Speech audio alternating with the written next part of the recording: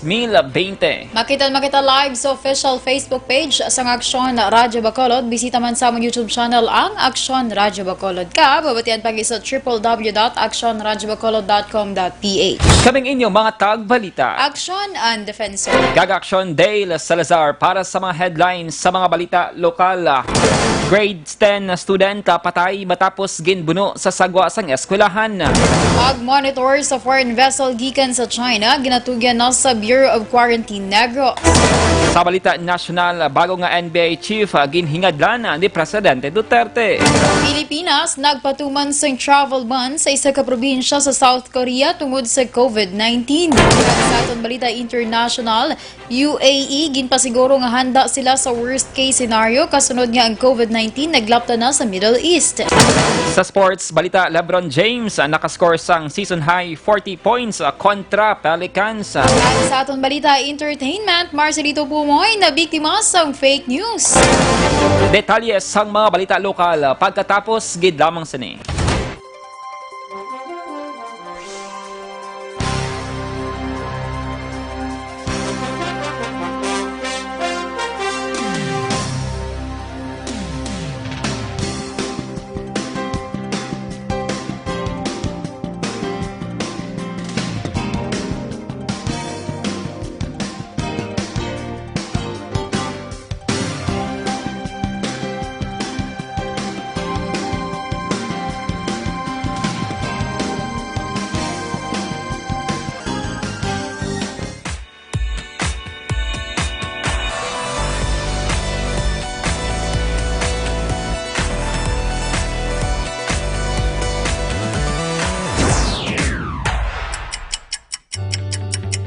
Yari ang mga programa nga inyong bantayan diri sa DYEZ Aksyon Radio Bacolod.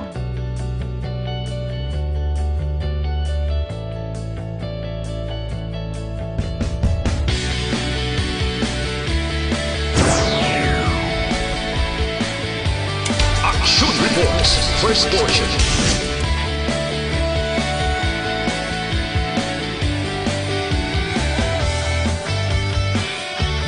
Action Reports, second portion. Aksyon Balitang Bayan, numero 1. Aksyon Balitang Bayan, numero 1.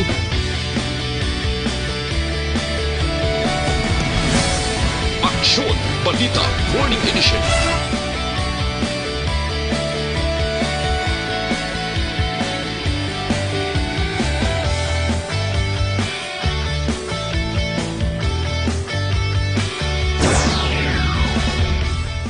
Aksyon Hotline.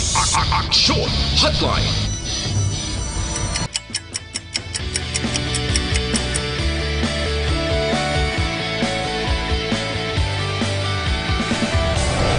Aksyon Balita Banat Huli.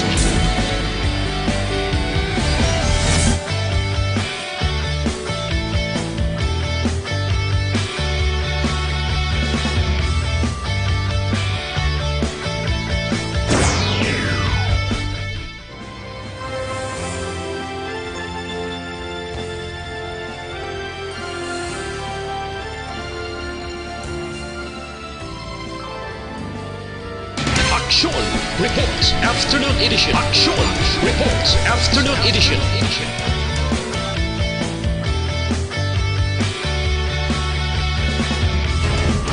Action Balita Evening Edition.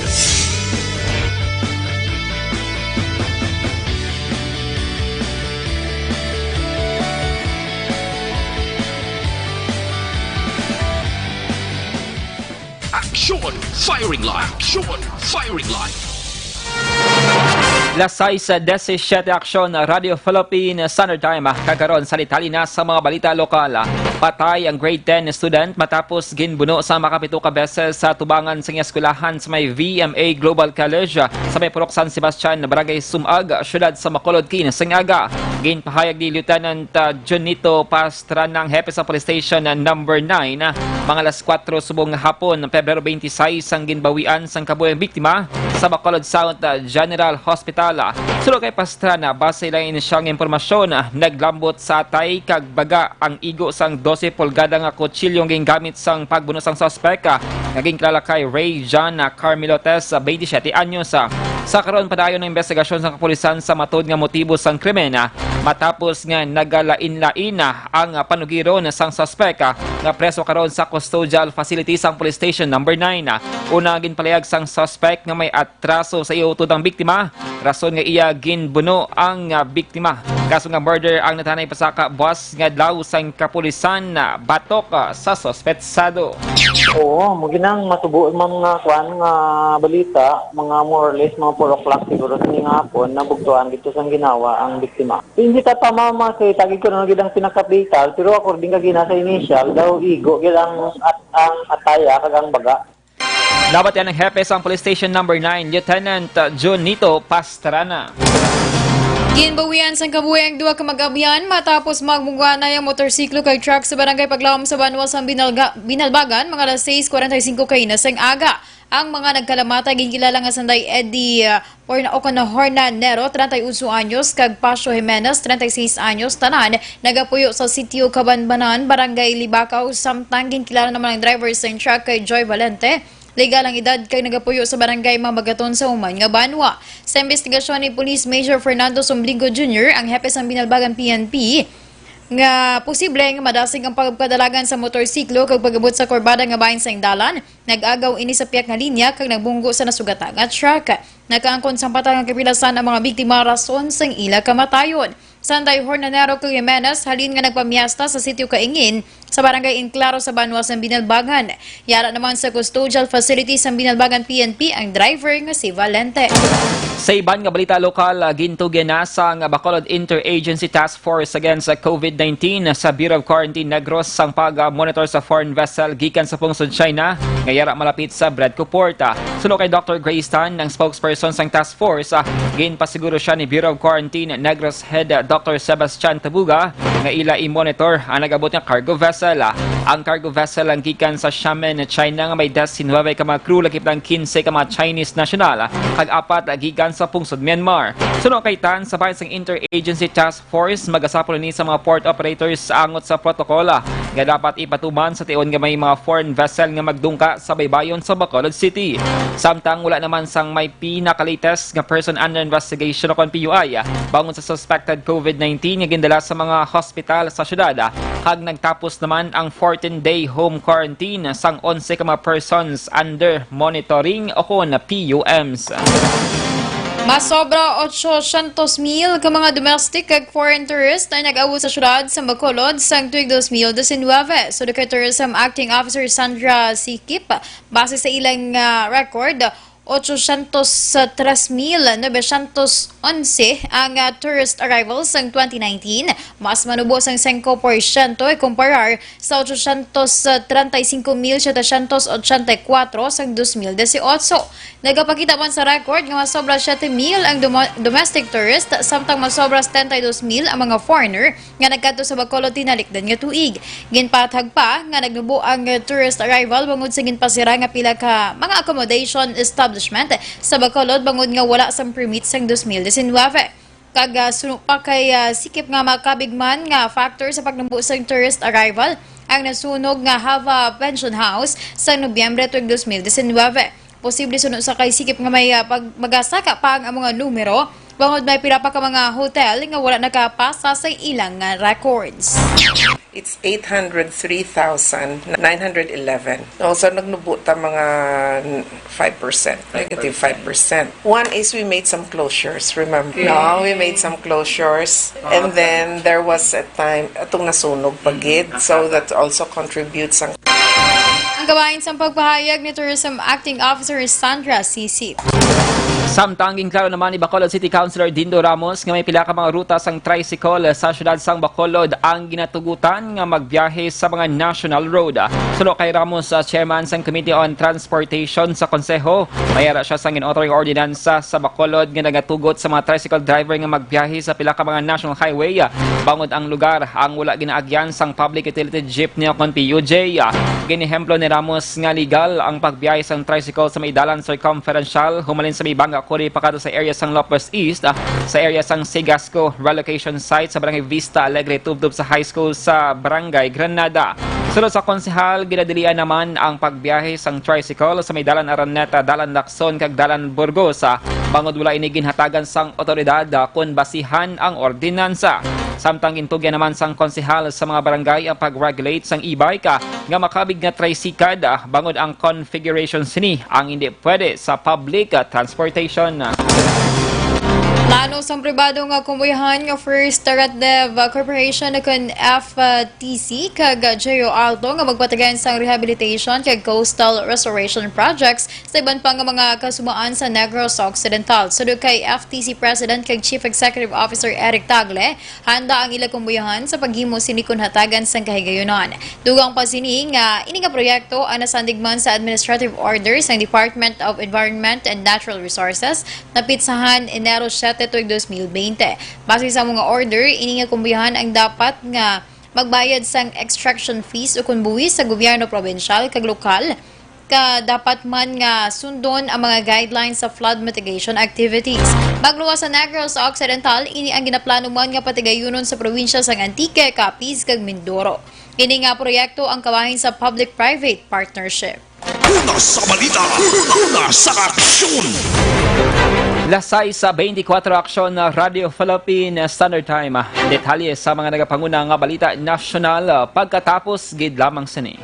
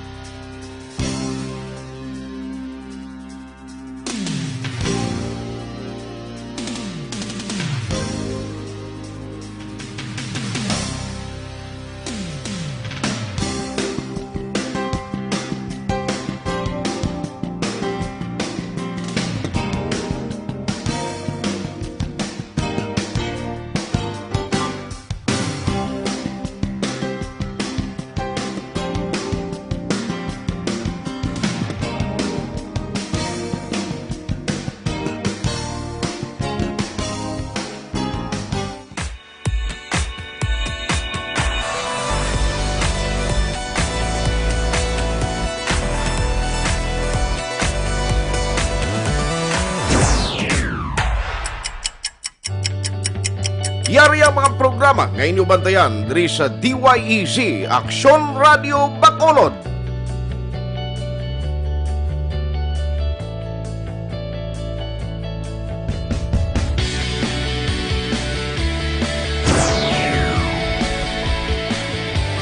Action Reports, first portion.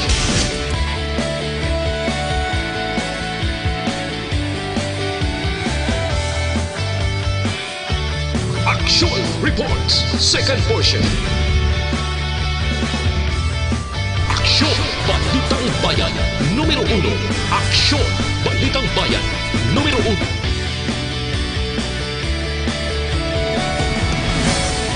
Aksyon Balita Morning Edition.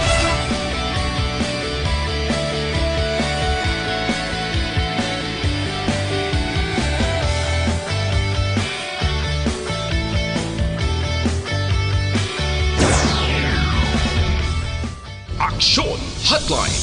Aksyon Hotline.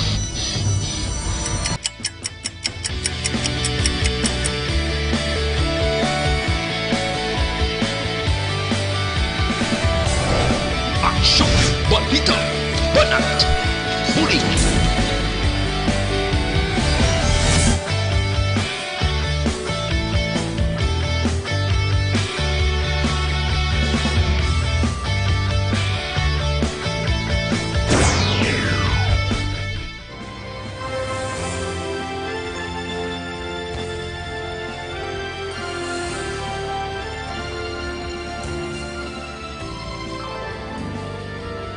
Action Reports Afternoon Edition. Action Reports Afternoon. Action.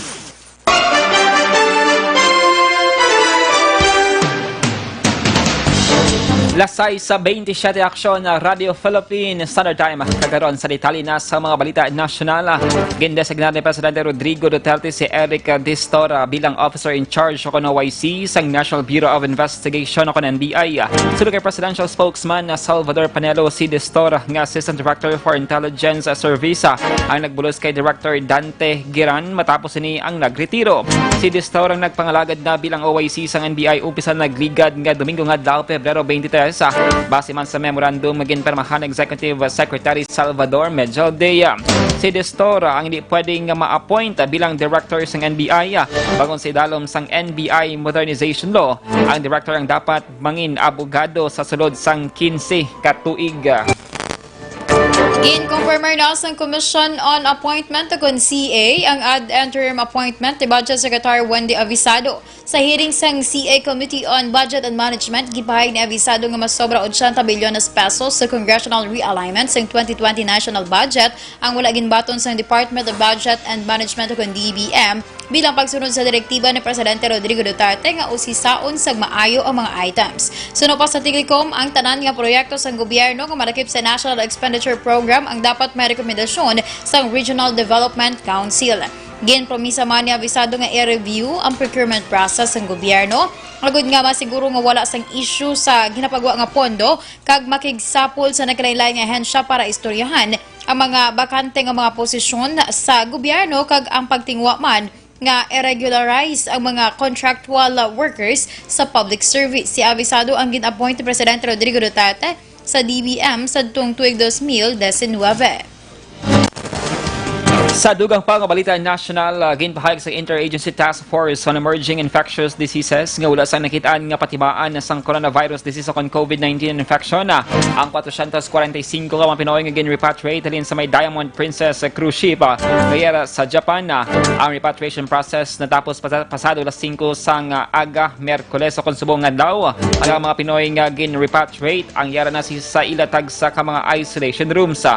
Sa record sa otoridad sa unang flight mayara sang 317 ang sakay kalakip na ang mga miyembro sang repatriation team sang gobyerno kag ang ikaduhang nga flight ang may sakay nga 145 ka mga pasahero.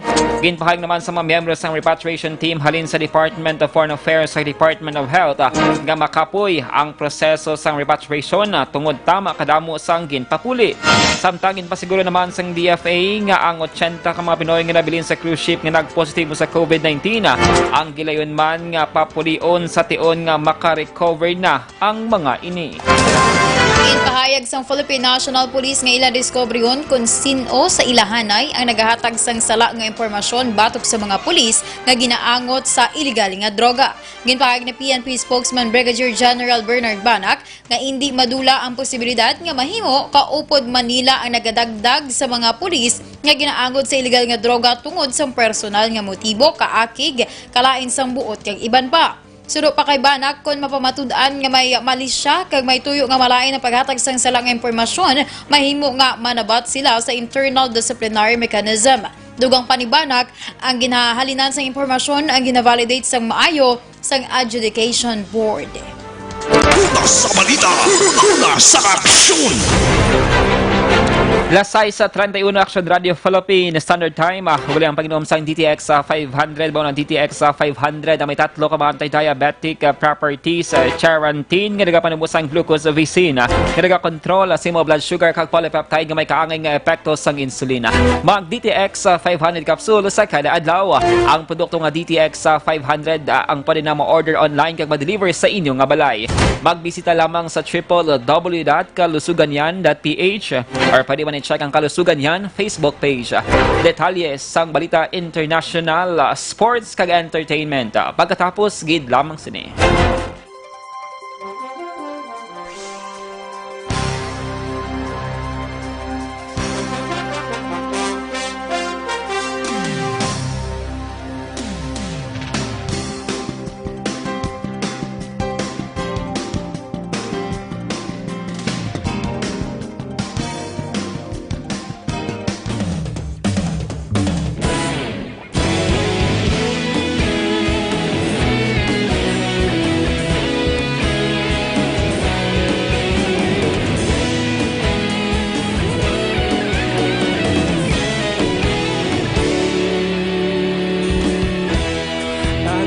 sing banwa mabugnaw nga hangin nagadapyan na ikaw na ginapamatian namon ginasandigan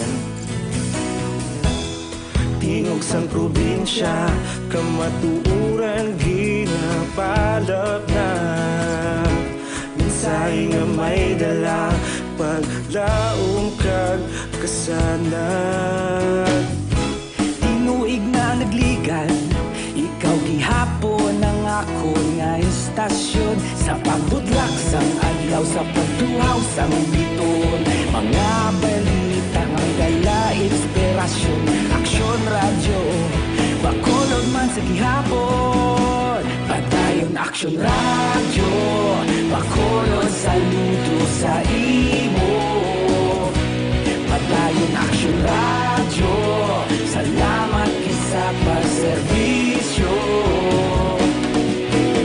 patas kag balanse matuod nga mensahe wala sang ginadampigan padayon aksyon radyo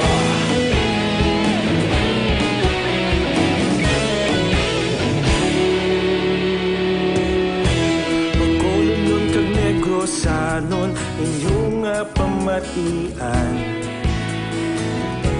istasyon nga nagapalaplag sang kamatuoran mabakod nga prinsipyo reporter handa sa serbisyo kahapon karon kag sa gihapon kita magapadayon tinuig na nagligan ikaw gihapon ang ako nga istasyon sa pagbutlak sang adlaw sa pagtuhaw sang biton mga balita na may dala inspirasyon aksyon radyo bakolod man sa gihapon padayon aksyon radyo bakolod saludo sa imo padayon aksyon radyo salamat kit sa pagserbisyo patas kag balanse matuod nga mensahe wala sang ginadampigan padayon aksyon radyo Una sa balita, una sa aksyon, sa Bacolod Aksyon Radio. Una sa balita, una sa aksyon, sa Bacolod Aksyon Radio. Ikaulog na na'y Sinsan ano nga kalintangan Responsable nga pagbalita Pagdayon na ipalak na Malasig pero sigurado Aksyon nga may dala pagpalanggan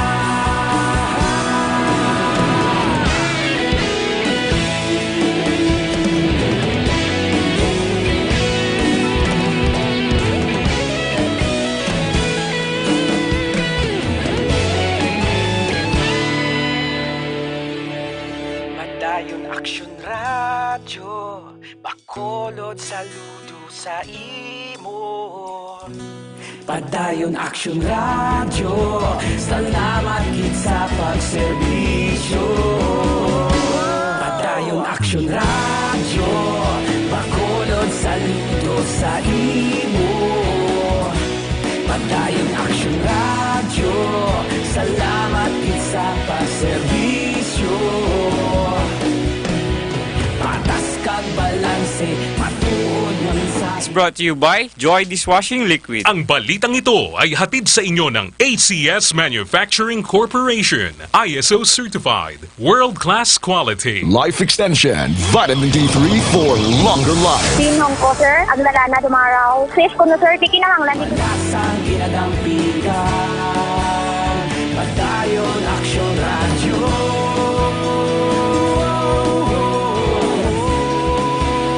padayon aksyon radyo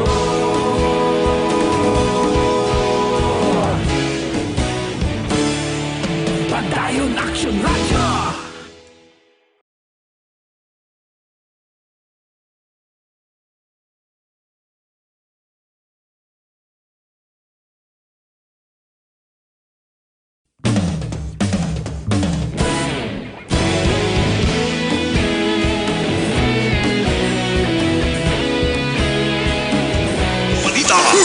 Una sa aksyon!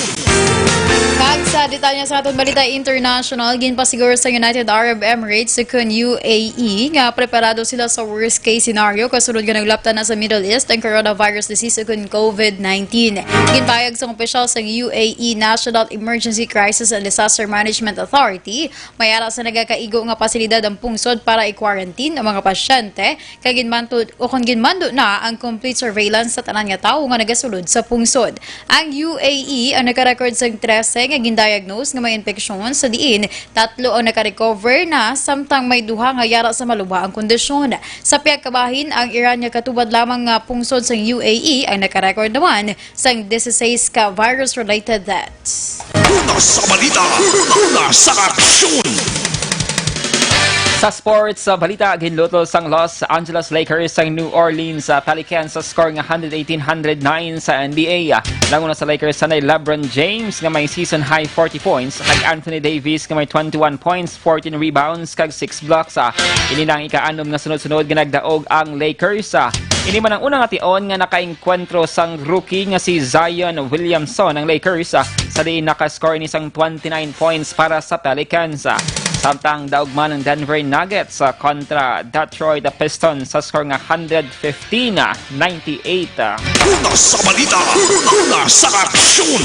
Kag sa aton balita entertainment, na biktima sang fake news si Marcelito Pumoy matapos magwa sa isa ka YouTube channel ako na YouTube post nga napatay siya. Base sa titulo sa post, nakabutang ang mga tinaga nga Marcelito Pumoy found dead in his hotel room. Kag may caption pa nga mahimo wala na baton sang singer ang kapyardihan tungod akig sa iyang isa ka judge.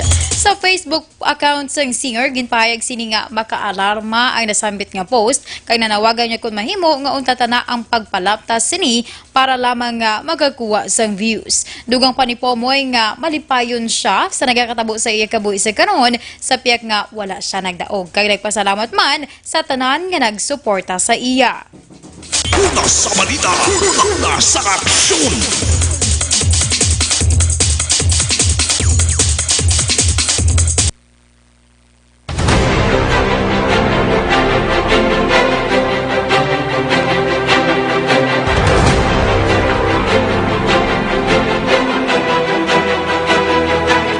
Lasay sa 40 Action Radio Philippines Standard Time. May isang flash report ang aton nga patrol bypass operation action dyan. Good evening, please go ahead. Sa sa delikatantay sa anyos nga lalaki, state level individual, nadakpan sa magkaulisan sang police station number 8.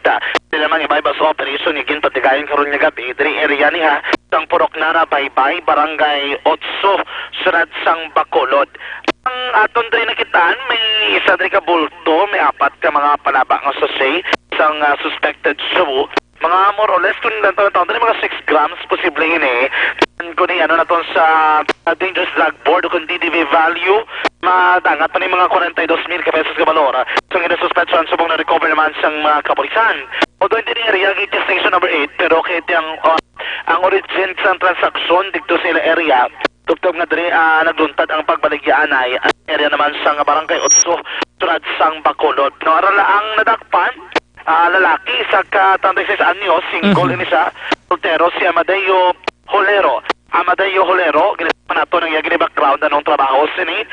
Kundi ni konektado, basi lang may ibang mga illegal man nga aktibidad o kung nabi mga kaso man nga kinapangtubang ng persona. So karon ongoing din inventory ng mga kapulisan sa mga recover nga mga ginasuspetsyon subugikan sa posisyon. 36 anyos nga nadakpan. Flash report gikan sa Batolan, tagbibot sa Bacolod Action John Diaz. Una sa aksyon sa Bacolod Action Radio. Report! Una sa balita! Una sa aksyon! Lasay 42 Action Radio Philippines Standard Time. Drug bypass operation sa may Purok Nara, Baybay, Barangay 8. Wala kompleto nga detalye mabatian sa pagpangalagad sa aksyon firing line. Inyo nabatian ang kabugusan nga mga balita sa aksyon na balita evening edition. Karon nga daw Miyerkules sa Pebrero 26 tuig 2020. Saluwat kaming inyo mga tagbalita. Action and Defensor. Kag-aksyon Dale Salazar. Una sa balita, una sa aksyon sa Bacolod Action Radio.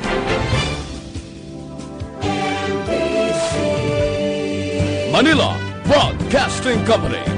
Sa balita, komentaryo, isyu, serbisyo publiko. Sa Bacolod, Aksyon Radio.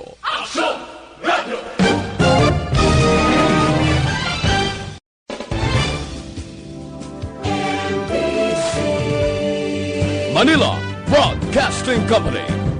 Sa balita, komentaryo, isyu, serbisyo publiko. Sa Bacolod, Aksyon Radio.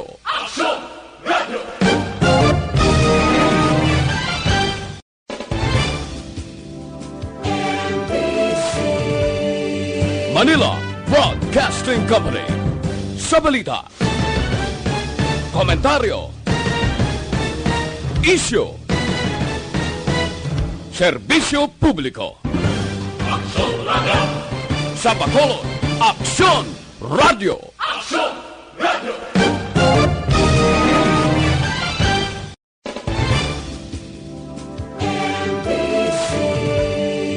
Manila Broadcasting Company. Sa balita, komentaryo,